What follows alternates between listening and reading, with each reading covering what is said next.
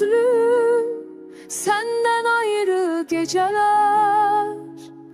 Bir ilkimi uzun olur neyleyim.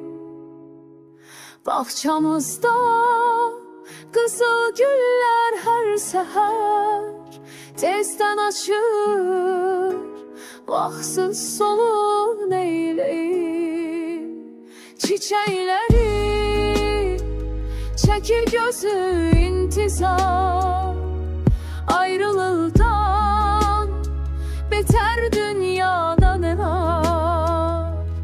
Yaz akşamı seni bil ki bu nigah həzin həzin ya da salır neyleyim. Nergizleri gözü yolda kalanda ben öpşeler bakıp boynum buranda. Karanfilin gözü yaşla dolanda ya sevenler saçını yoğur neyleyim.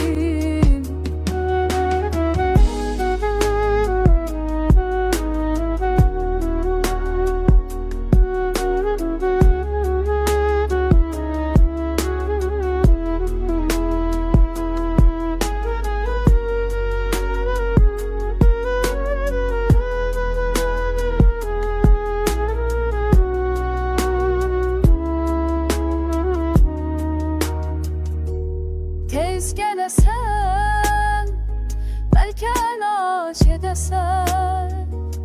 Sümbüllerim saçını yığıp arasen. Çiçekleri gelip özün deresen. Yolda kalır bakışlarım neyleyim. Tez gelesen, belki elaç edesen. Sümbüllerim saçını yığıp arasen. Çiçekleri gelip özün deresen. Yolda kalır bakışlarım neyleyim.